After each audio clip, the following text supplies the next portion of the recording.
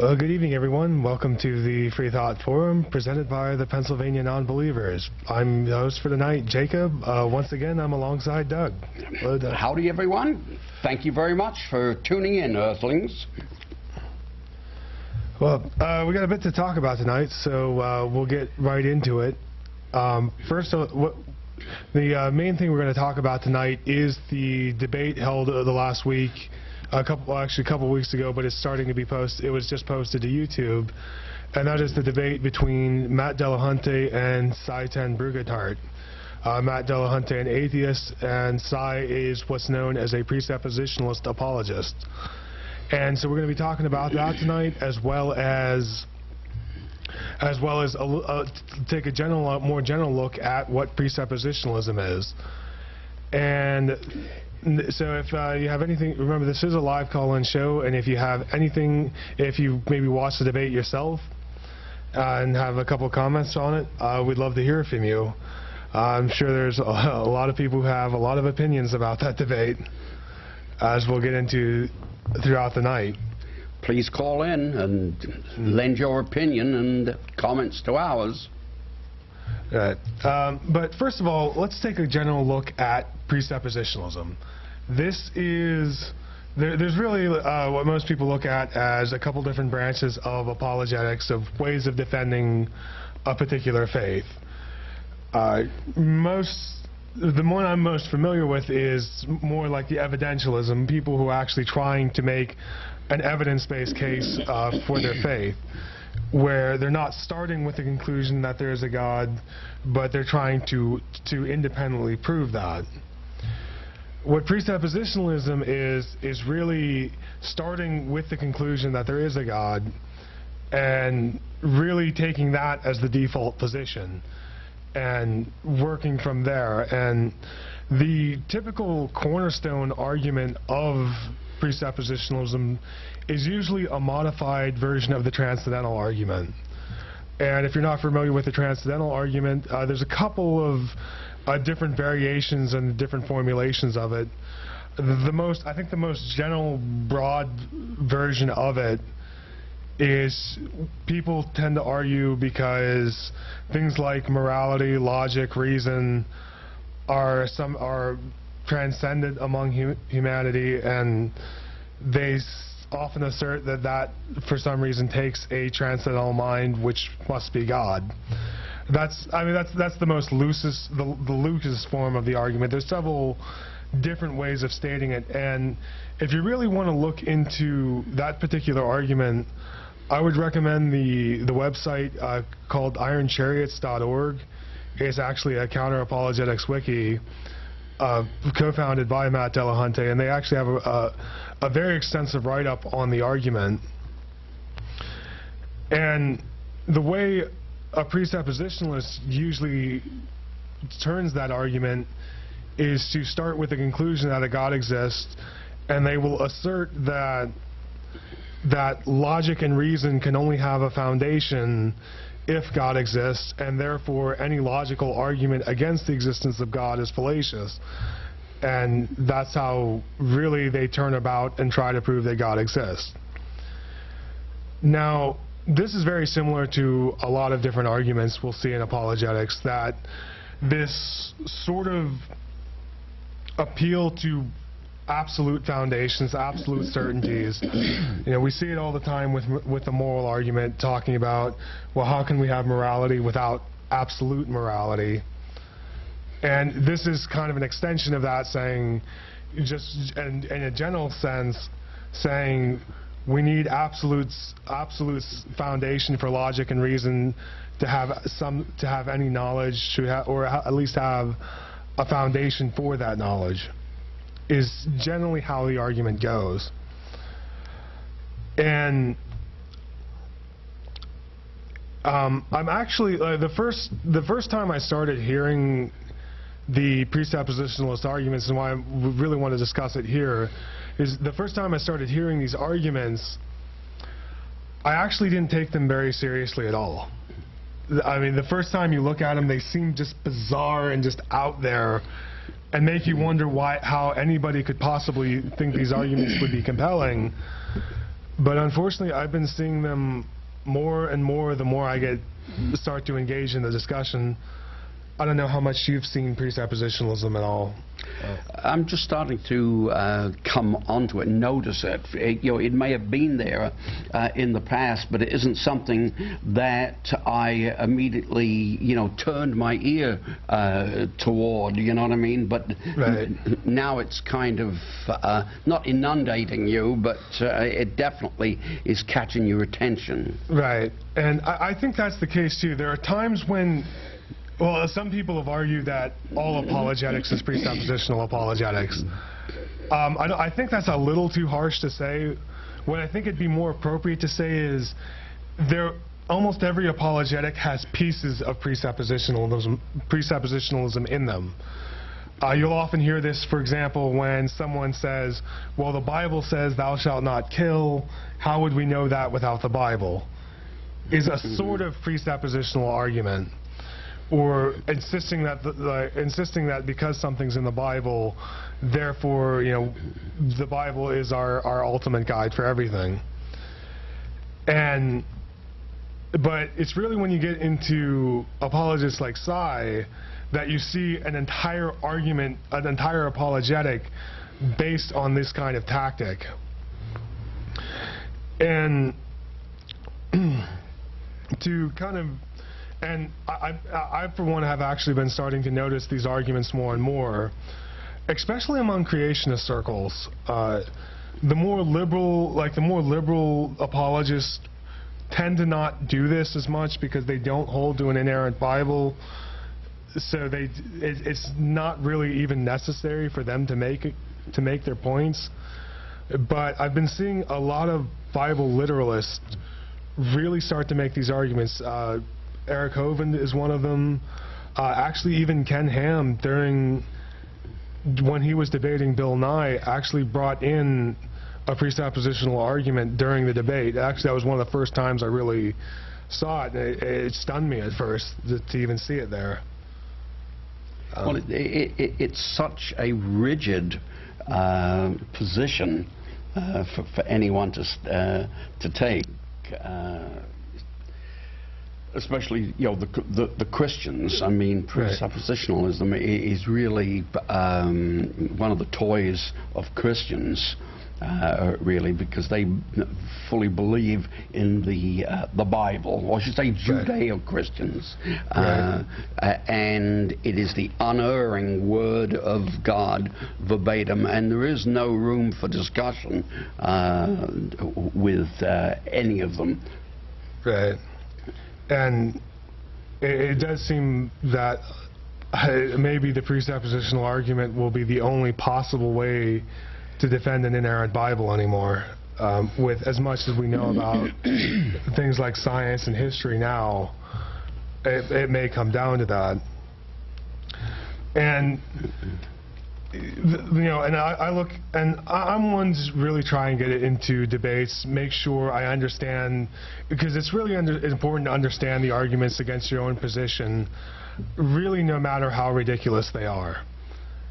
And I think because even if they're ridiculous, you're probably going to run into them a few times. I was talking with our president, Brian Fields, and he's apparently been engaging in arguments, in the discussions with presuppositionalists. And I think it is necessary to engage in debates. A lot of people will question, well, why would you even give a person like this a platform?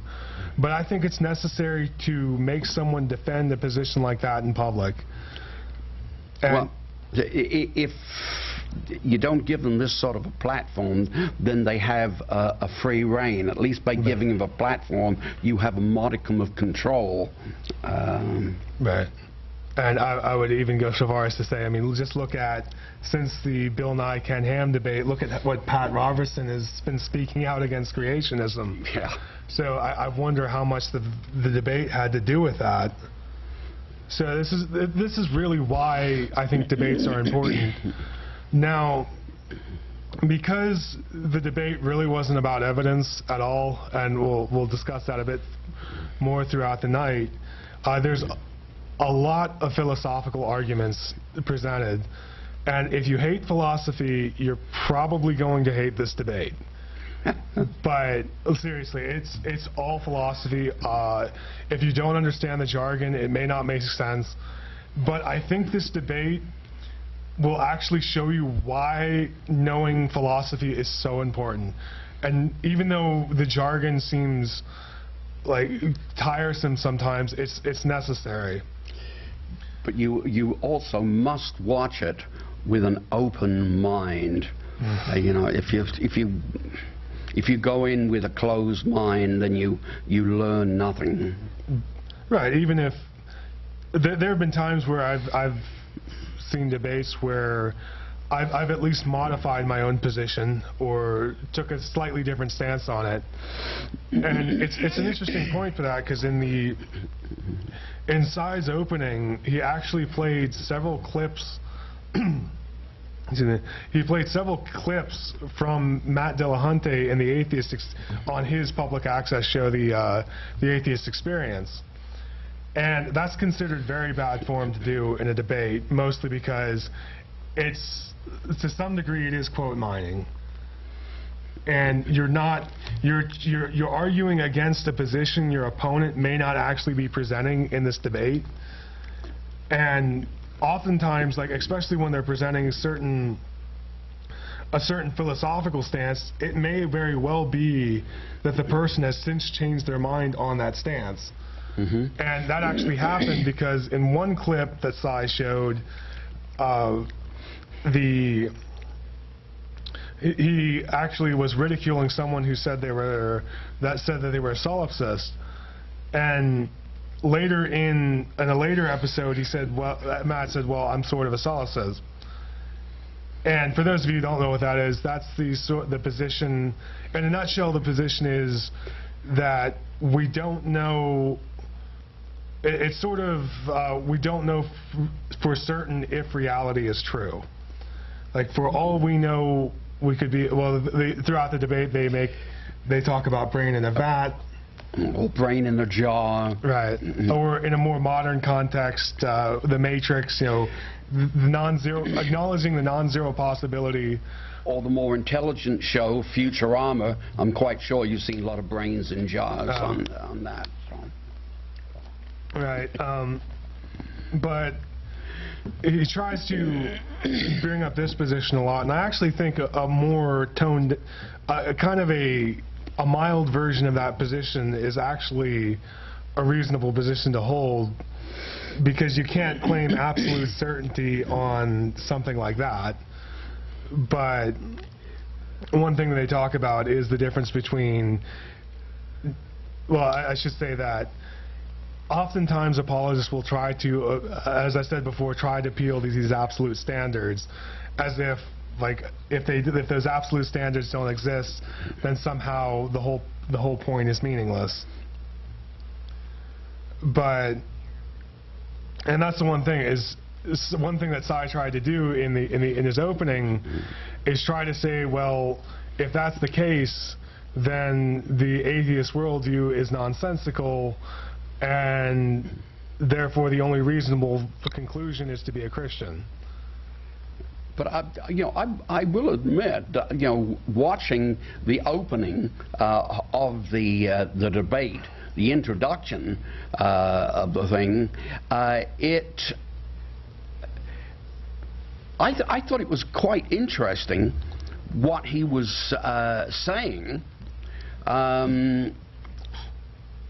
He almost had me believing, but then as he went on, his arguments just seemed to fall apart, and I'm going, well, no, wait a minute, I can't swallow that. And by the time he was done, I'm going, okay, I'm back to my old atheist self.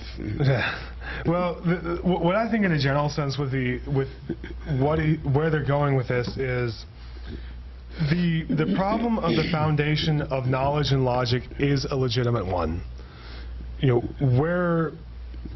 Understanding how our minds work and how we can trust logic and reason can be difficult problems, difficult philosophical problems. How do we know what we know? It can be a difficult problem, but like so many problems, whether they're philosophical problems, moral problems, I think a lot of apologists use the same tactic, which is to say, well, hey, these are difficult problems that I can't figure out. Hey, let's hold up the Bible, and this is my solution to everything. This lets me stop thinking about it, which I think is a terrible position to take. And that's one thing, as I came to terms with my own atheism, that I really had to accept is uncertainty, where the atheist worldview does involve a lot of uncertainty, whether it be whether or not there are moral absolutes, logical absolutes, so on and so forth, whether or not we're maybe we are just all living in the Matrix right now. We can't be absolutely sure, but we can be reasonably certain, or at least, as Matt Dillahunty put it a couple times, maximally certain, where this is the best we can do with what we've got. Where even if we are that, we are still responsible to the reality that our senses perceive. Yeah, we're comfortably certain for ourselves. We're comfortable with it. Right, comfortable. And one of the major issues with this apologetic in general is actually quite a few of these defenses I've seen is, even if you can get yourself to the point where you say, okay, maybe a God is necessary for logic and reason to have foundation, it still gets you nowhere close to the Christian God. Yeah, and I've often joked, I'm like, arguing against Christians would be about 75% easier if I said I was a deist. Yeah. Because there goes most of their arguments. In fact, later in the Q&A session and later on, they even tried to ask him that, and he just completely dodged the question, didn't even try to answer it. How do you know it's this God and not that God when they both can make the same argument? That's your only argument. Well, I myself, on occasion, I will refer to myself as an agnostic deist, and as something that is probably closer to my beliefs than, say, just saying I'm an atheist. But also I know that just saying that I'm an atheist tweaks a lot of people's noses, so I'll use that, and I'm not afraid of using the term, whereas other people are. I mean, it's to be called an atheist is a terrible thing in some minds, some people's minds, and being they don't even want to hear the word atheist. Well, I mean, I don't think we should. I'm of the thought we shouldn't shy away from it, especially if I think it is. I'm not sure if it's the correct thing to say it, but anyway, moving on. I think one of the things, but this is what the presuppositionalist argument is all about. It's treating their position as if it's the default position that we fall back to when we can't make sense of anything else. And of course, with that is always the problem. If you accept something just because it hasn't been proven to be not true, you would always end up with contradictory views. That just if you have this religion making this kind of argument, this religion making this kind of argument, they're both saying you have to accept that the other person's viewpoint doesn't have any foundation. In fact, there would be times where they'd ask Sye, like, well, how do you know that yours is the true? I mean, even, you talk about us being possible brains in a vat. Well, you're in the same reality with us. You're in the same boat with all of us. How can you tell your voices in your head versus somebody else's voices in their head? And he pretty much point blank said, well, because mine are true. That's it. That was amazingly made an entire debate out of that. Well, that's because he based that statement on the fact, or on his presupposition, that the Bible is the unerring Word of God. I mean, that thing may just as well have a halo above the thing, because it is the absolute, unvarnished truth. End of story. Right. And there's also the issue where he actually said during the debate he would never have a Bible study with an atheist. Yeah. And actually, there was a after the debate, there was a they had him on a podcast. The podcast is Dogma Debate with David Smalley, and there he kind of won up that statement, and he said flat out that he would never even argue Scripture with a non-believer. He wouldn't even talk about Scripture or any of that with a non-believer. And that kind of shocked me that he would actually come right out and say that. Just unwilling to be challenged at all on that.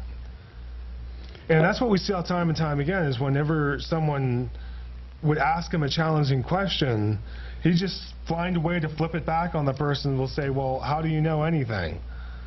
And really that's what it came down to. Actually, I thought after a while it just became infantile with him just saying, well, how do you know? How do you know? How do you know? Why are you having a debate here if you're not answering each other's questions? Right, right. And actually even Sye tried to declare victory for himself in his own opening, saying that, well, he can't know anything, so I've won. And what was kind of funny was his rebuttal, during the rebuttal phase, Sye only took 5 of the 10 allotted minutes, which is something unheard of and you would never do in a debate. And I mean, he was even stumbling through the 5 minutes he even had. And what was really funny was Matt Dillahunty actually did something unheard of too, and wrote his entire rebuttal in advance. And it was actually an extremely good rebuttal. No, just knowing in advance what Sye was going to say. Right. And that's one of the things he said. It was like, how do we know anything? It was, how do I know anything? Well, let part of my evidence be is I just wrote this entire rebuttal in advance. And this is one thing a lot of people don't understand and try to manipulate. And when I was saying earlier, it's helpful to know a lot about philosophy. And one of the cornerstones of that is understanding the difference between deductive and inductive reasoning. Where deductive reasoning, you're making a deduction based on what's already present. Inductive, you're looking based on past events, what is the most likely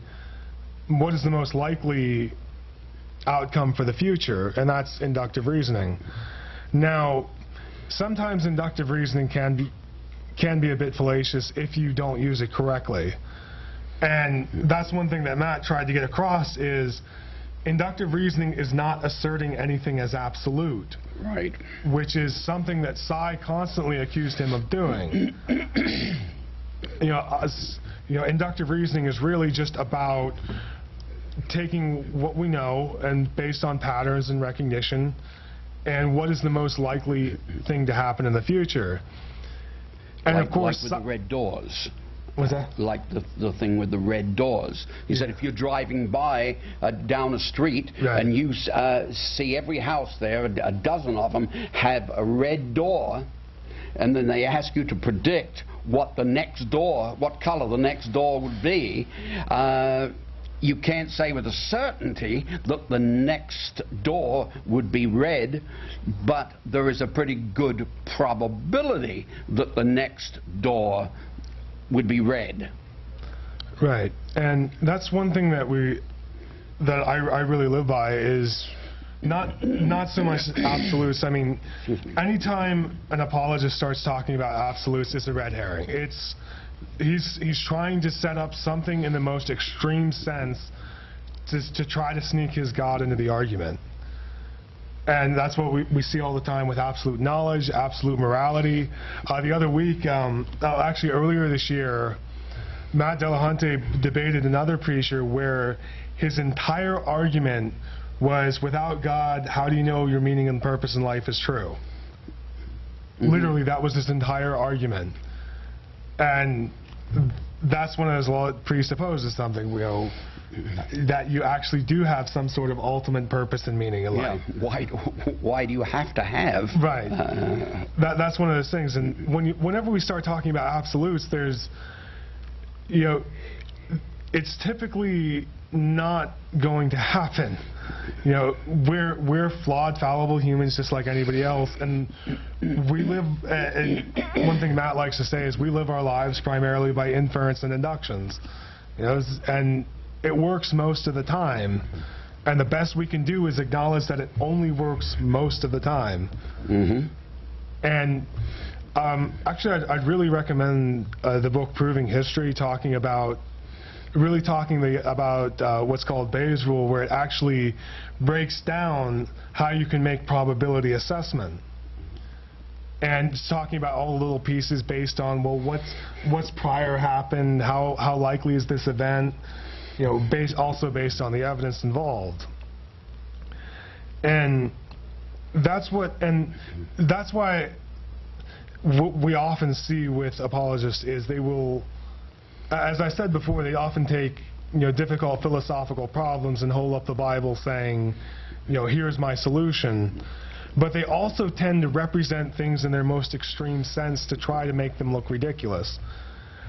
For example, one such example is, I've sometimes people talk about skeptics and they say, well, this was actually argued in one book of apologetics called I Don't Have Enough Faith to Be an Atheist by Norm Geisler and Frank Turret, where they actually, in that book, they actually argue that skepticism is self-defeating because you have to be skeptical of skepticism. And that kind of argument, well, not that exact argument, but that sort of play on words and word games is what goes on the entire way throughout this debate that we just saw. And what I think that's not really making a point, that's just taking advantages in the limitations of language, is the way I look at it. One thing that I found interesting about the debate was a statement by Sye saying that if he was going to debate anyone, that he would prefer to debate a younger person than an older person. He says, you try to debate someone that's 40 or above. He says, the kind that I mean, that's usually got their hair pulled back in a rubber band that. He says, and you can't debate with those people because they already have their mind made up. But a younger person, you can talk to them and they will tend to reason more. Well, he stated that as though this was some kind of winning strategy for him, and it is the younger people are not going to the Bible and toward religion. They tend to run away from it more. So he was indicating that he was glad of this, that he was going to get young people over on his side, and just the opposite was true. They don't want the young people to think. All they want is the young people to accept the dogma that has been crafted rammed down their throats for years and years before, and leave it at that. Who was it that said that if I can get a child before he's 10 years old, get his mind before he's 10 years old, then I'll have him for life. Yes, I forget who it was, but I mean, yeah, it's true. When you're young and your brain is malleable, you can fill them with all kinds of dogma and superstition and facts, and Santa Claus, you know, and except that God and Jesus is not something that they learn when they reach a certain age, that, hey, this is make-believe, you know, like Santa Claus.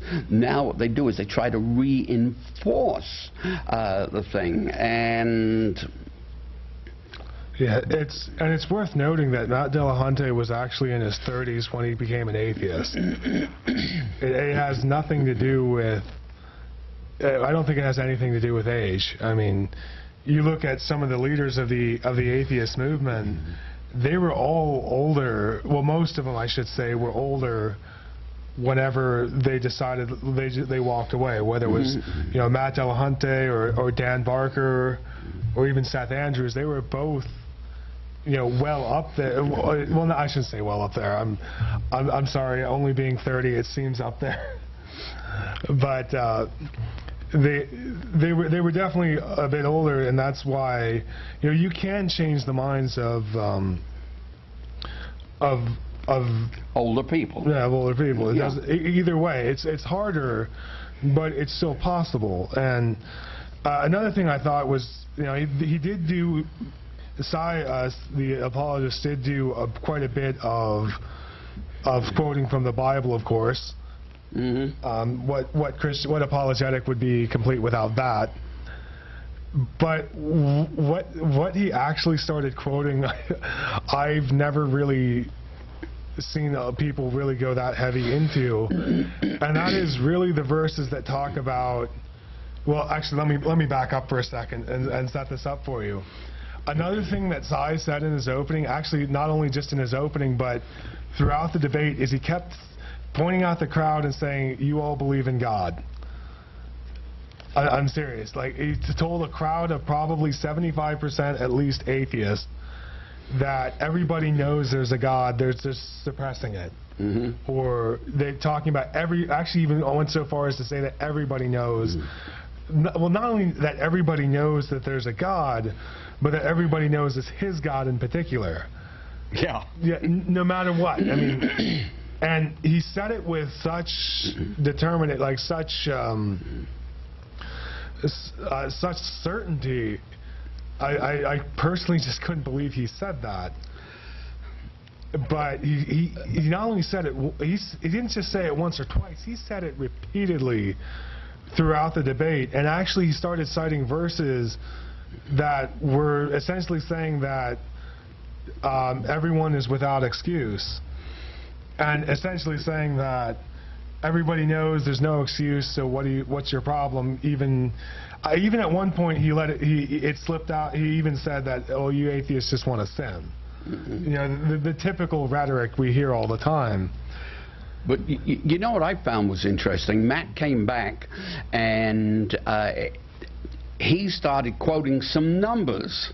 You know, and if your religion is the only, like, the one true God, then why is it that, you know, 1,000 different denominations of the First Baptist Church, and well, he says if you want to know what's wrong with the First Baptist Church, go to the Second Baptist Church. And I'll tell you, and every single one who claims to be Christian has got a different story, a different belief, and if they've got a slightly different belief and a way of doing it, then that means that they must have a different God.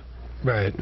And that actually was a point he brought up in the podcast afterwards with David Smalley, that he actually brought up that like Eric Hovind, well, it was both Sye and Eric Hovind on the podcast afterwards, and he actually exposed that they were pretty split on a pretty critical issue. I think one actually believed in predestination and the other did not, which I think is a pretty harsh split. And I also find it quite humorous that someone's a presuppositionalist and into predestination, which makes the whole idea of apologetics pointless. You just why are you even bothering at that point if you believe in both of those things? But that's the thing is, and both of them can point to Scripture and say that they're right, but apparently that they don't see a problem with being able to debate that, even though when, as an outsider, we try to bring out those things up, well, all of a sudden, we don't know anything. But the more deeply disturbing parts of these types of arguments is when you, well, actually, I should say this one more thing before I move on, fulfill that point. In the podcast that was after the debate, Sye actually said point blank that he did not expect his arguments to convince anybody. That he thought that he said, I didn't come here to to convince anyone. He said, I just got up here to tell the truth. Which is a pretty arrogant thing to say. But and he even had to a discussion about what is truth. You know, his truth, or truth is truth, and what's true for one person may not necessarily be true for another person, and I mean, he sort of indicated that truth for him was an absolute, but for everyone else it kind of wasn't an absolute. Right, and there's and to me this whole apologetic about knowing without excuse is pretty much their way of saying, if you go to hell, it's not my fault. Is how I really interpret that. And actually that's what really bothered me when I was discussing it with a family member, and they've made, you know, all kinds of arguments based on the Bible, or like they vote based on who's more Christian and whatnot. And when I start presenting arguments against their position, their first response to me was to back out of the conversation, saying, oh, we'll all figure it, we'll all know eventually. And I'm like, that tells me you don't believe in hell. That really does. And that's what I have really against those kind of arguments. Now, I'd have to say, in a general sense, the debate with the debate is it's quite frustrating to watch, to really watch Sye dodge questions for 2 hours. Well, he's so certain of his own position. Right. I mean, there isn't a shred of doubt in his mind that what he says is the absolute truth. The Bible is the absolute truth. And why aren't the rest of you people, you know, getting in line with this? Yeah, that's essentially what his argument came down to. And I mean, he talked on the Dogma Debate podcast. Somebody was talking about the inaccuracies of the Bible, and he shot back in the most condescending tone you can imagine. He said, "Well, what is an accuracy to evolved pond scum?" And usually apologists might say that, but usually not in a forum like that. I mean, I'll see in books they might say something like that when they're just pitching to when they're just preaching to the choir, but they don't generally say things like that whenever they're going trying to. I mean, that really tells me he's not there to convince anybody. And it was getting to be quite a heated little debate. So Yeah. if you like watching heated debates, then definitely look for it on YouTube. Yeah, and if you want to find this debate, there was it's on the Thinking Atheist YouTube channel, as well as the podcast that occurred after the debate. With David Smalley is also on that same YouTube channel, on the Thinking Atheist YouTube channel. And I'd also like to say there was a pretty good presentation by David Smalley prior to the debate called "How to Love Your Enemy," where he was talking about good ways to engage in conversations with your opposition. You know, how atheists can better engage Christians, what things Christians should avoid saying to atheists, is to really have better conversations. Because, I mean, I think we can all do better than what that debate was. Yeah. But there's sometimes, like, I don't like when people just start volleying rhetorical questions designed to stump the opposition. And sometimes that's all that it boils down to is just, right. You know. But I think I mean he gives a lot of good points about how to just open the conversation, because sometimes if you do it wrong, you just put people on the defensive, and they're not going to think about it. They're not going to return to the conversation at all. They don't really. And it's not going to open them up to anything. They're just going to look for ways out of the conversation. You're not going to really make any progress, or, you know, even if it, and I'm not just saying that like, well, we're absolutely certain we're right, but you want the conversation, even if they don't change your position entirely, maybe they can correct a few bad arguments you're making. I think is what I often see sometimes. Like, it not necessarily debunk your argument, but at least correct it. Like, you know, Matt did with the solipsist, is to correct it. Maybe there's a point. Maybe I can't necessarily debunk his position, so I shouldn't ridicule him for having it, or, you know, certain problems that go along with it. But I think the rest of the debate was a lot of just playing word games and question dodging. It wasn't really any substance to Sye's arguments. I don't know if you had anything more to say about that. No, that was, I think we pretty much covered it. We've spent like about 40 minutes on it, so well, we had a few. That was pretty good discussion, but it would have made a lot more sense if the other people had also seen it and called in to discuss the various points about it.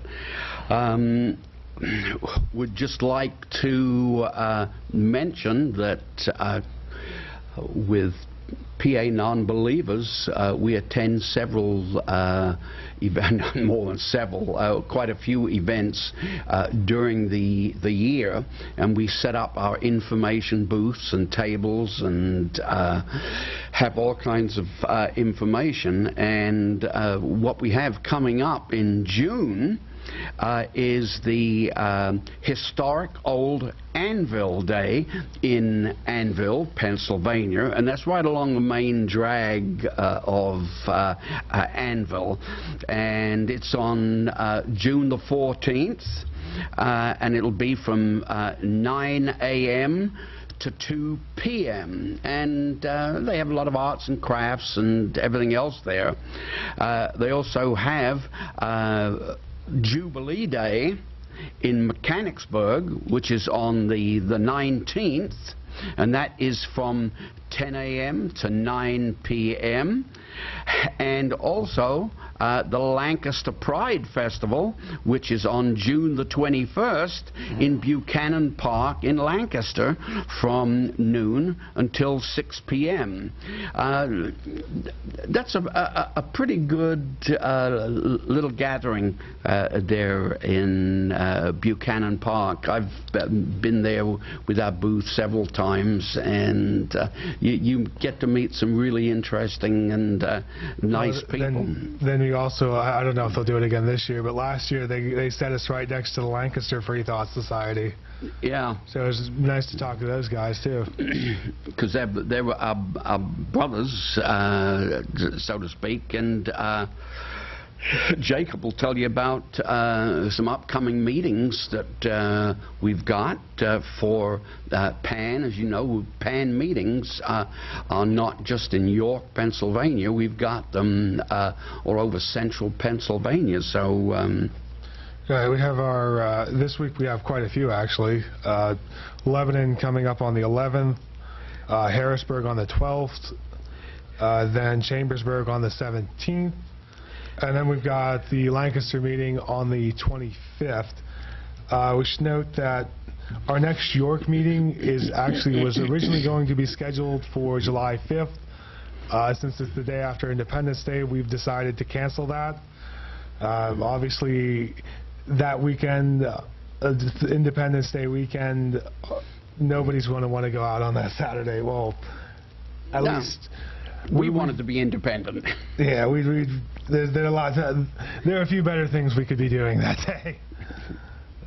But and I guess that if you tune in to the station to watch this program, the next Free Thought Forum will be Tuesday, June the 24th, starting at 6 p.m.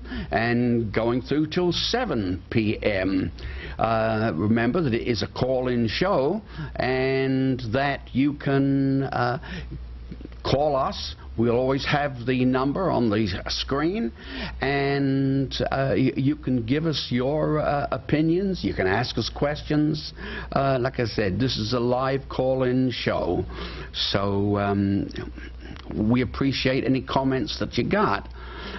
Now, actually, speaking of comments, do you remember the last show when we had those two gentlemen, one gentleman call in and he asked us whether or not we thought that people were getting sort of touchy and upset and by atheists kind of pointing the finger at Christians there, and I sort of gave it some more thought later on, and I thought to myself, you know, everyone tends to pick on someone else.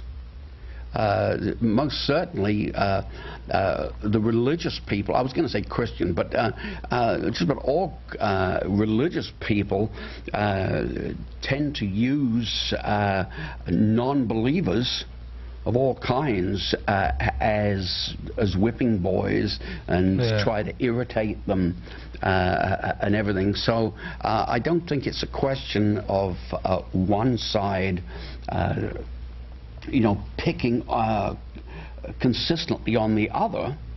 I think it's a question that we pick on each other. You know, you always want, everyone wants to get the last word in. I mean, let's face it, that's the way that it is. And we want to, the religious people want to.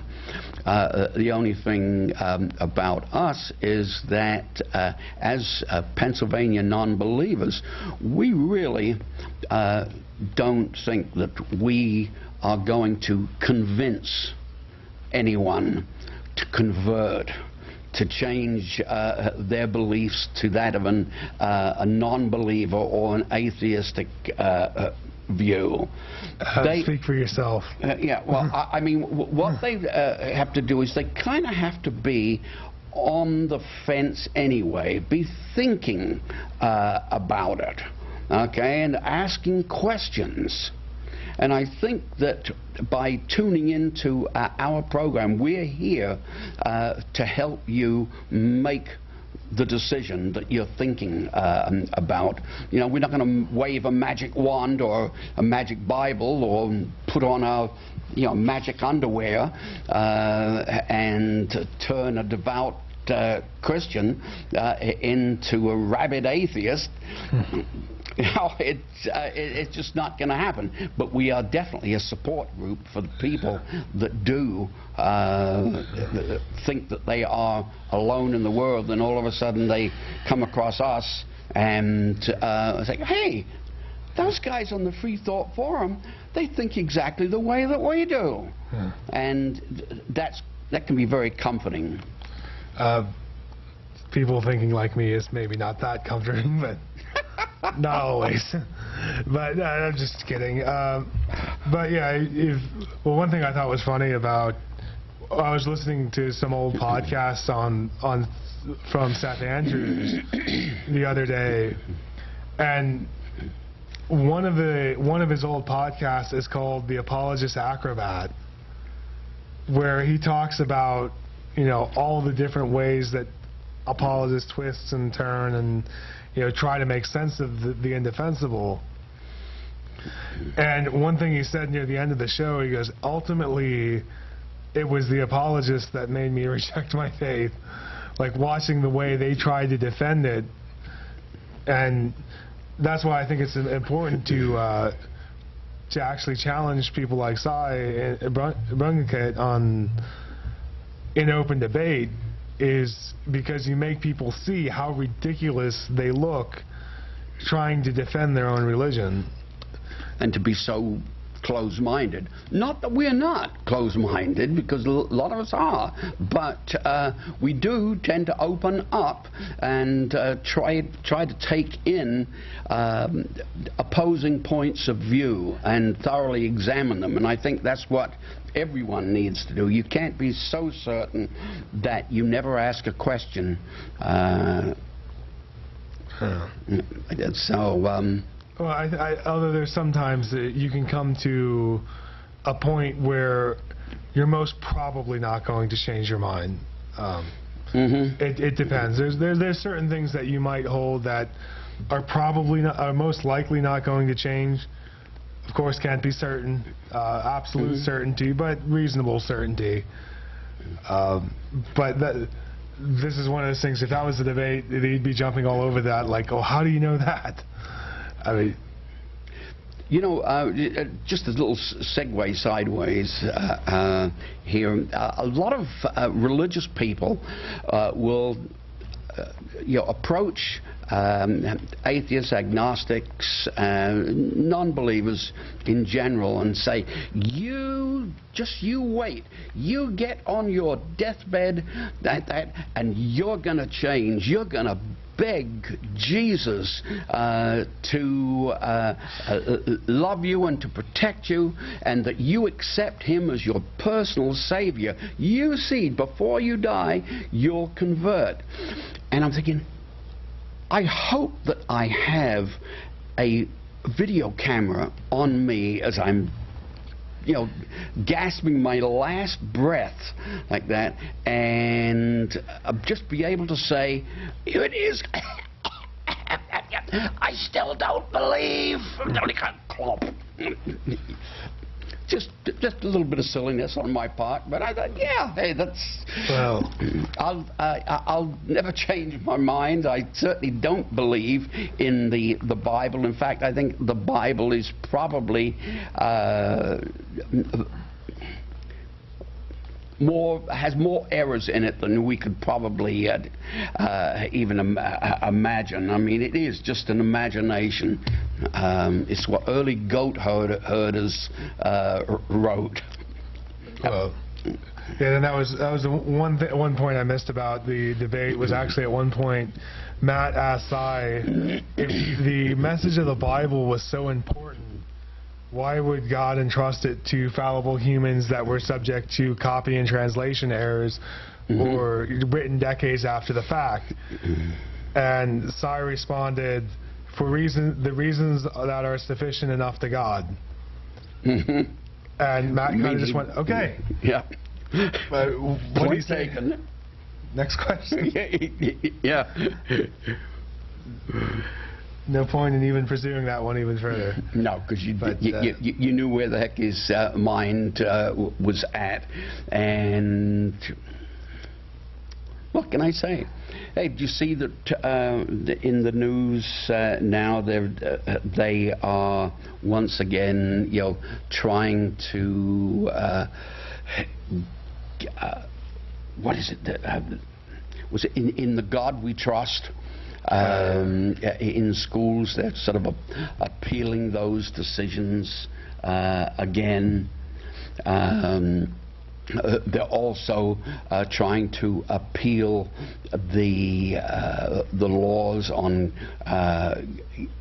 gay marriage that they just said that were previously deemed constitutional, and then they were then deemed unconstitutional, which meant that you now had a right to marry, and now someone is pressing the subject again because they want to go back and have them review the decisions. Well, part of it is the decisions were. I don't know if any of these decisions were actually ever appealed to a higher court, which is their right to do. It's just normally, for the most part, these decisions have been. They're realizing they don't have much of an argument, so they don't generally go to higher courts.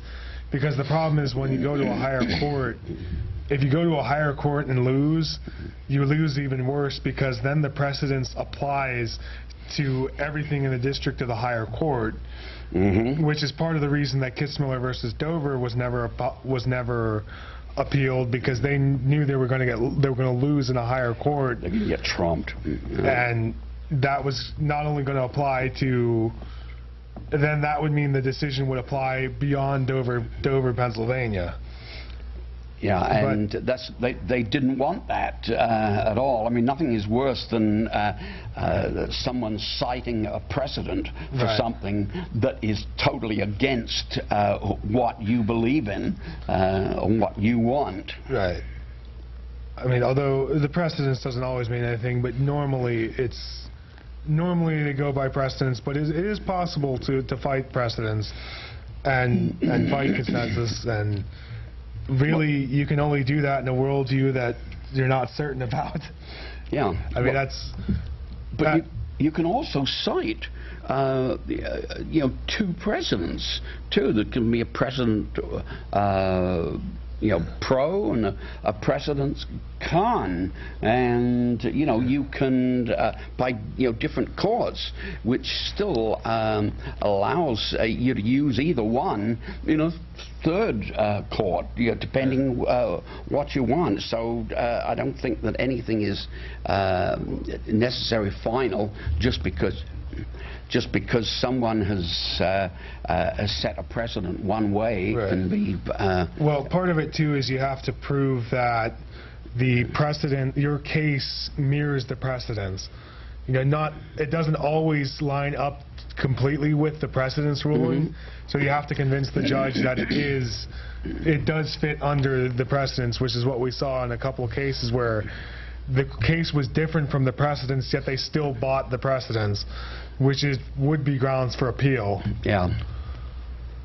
But that's actually about all the time we have for tonight as we wrap up our final minute here. So again, the next show is on the 24th, and we hope to see you all then. Yeah, and don't forget to visit us at the historic Old Anvil Day, Jubilee Day, and Lancaster Pride Day.